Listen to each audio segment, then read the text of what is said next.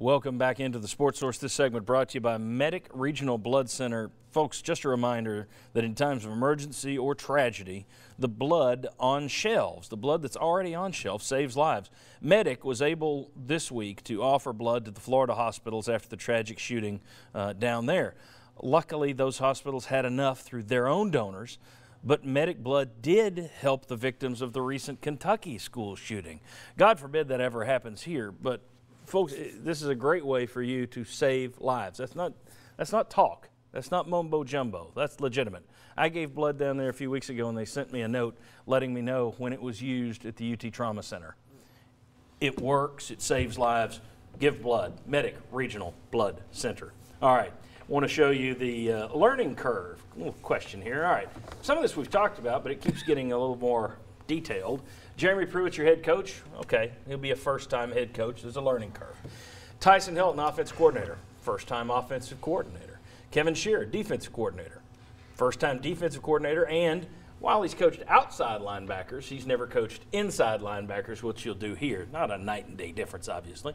Brian Niedermeyer, tight ends coach. Well, first time coaching tight ends. First time at the FBS level of coaching on field. So there's some first-time stuff there. And then Chris Winkie. This will be his first time coaching running backs. Gentlemen, how concerned are you that you've got a lot of guys in first-time spots? Some of these concern me more than others, but thoughts in general of guys coaching spots they're not necessarily used to. I think it could be troublesome for Tennessee this year, but if you're going to have trouble, this is the year to go ahead and have it. I don't think expectations are going to be very high. These guys. Wait till August. Wait till July. Right. I think this is a good year to come out there and get the kinks worked out of these guys being first-time coaches, and it's going to be interesting to see how they all blend in because not all of them have the same kind of background that each other has. So you're going to have to work with all that. Could possibly been a problem with Robert Gillespie, the reason you made a change there. But I think it's problematic, but this is the year to have those kind of problems. Anybody concerned? Yes, and I'll tell you why I'd be concerned is because it's a first-time head coach and first-time coordinators. And so how is the communication going to be? How are adjustments going to be? How are they handled? I mean, there's a lot of things you have to work through there. So the first time, you're going to have some first-time position coaches maybe.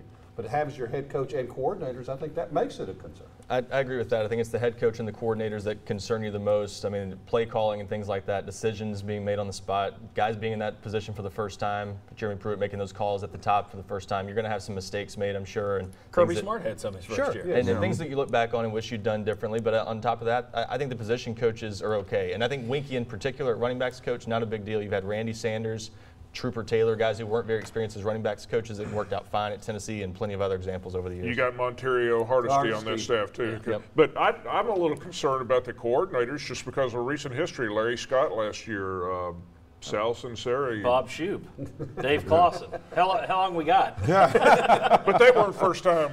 I mean, Bob Shoup had been but Sal Sinceri and his first year, Larry Scott's first time didn't go too well. And switching systems too. But Bob had a good point. This would be the year to. It's not like you're expected to be playing for the playoffs this year. Yeah, it's a little different than what Smart worked into. You know, he walked in at Georgia and people said, well, he better win 9 or 10 games his first year. He didn't. He won 7 his first year.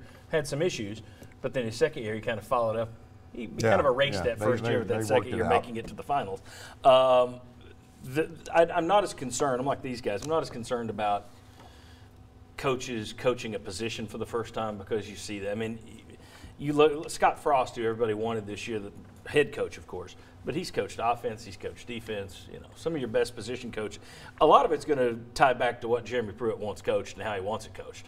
Can these guys teach the players the way Jeremy Pruitt wants it coached? And how hands-on is he in saying, I'm not bringing you in here to do your thing and just let you do your thing?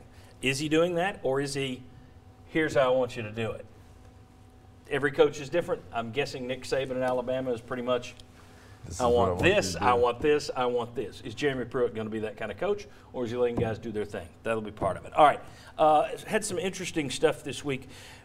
Let's take a look at the coaching staff. Let's just take a look at the pictures.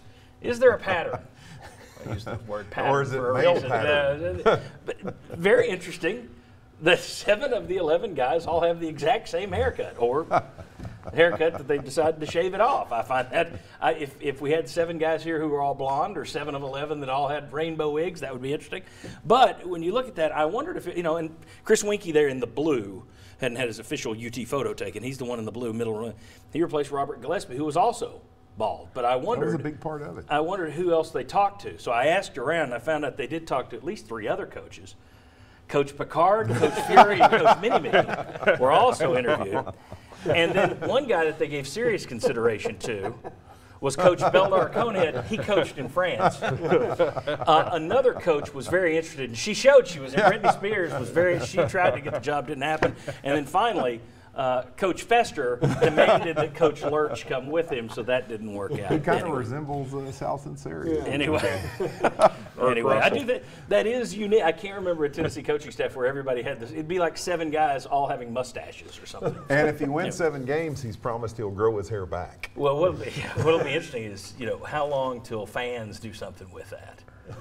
Because when you've got a staff that's got so many guys that all shave their heads, at what point do I talk Sterling Hinton into, all right, if they lose, you got to shave your head? But that's the one thing you can't promise. If you have a big upset, your head's already shaved. There you go. All right. When we come back, Mark Pankratz, Isaiah Victor are back with us.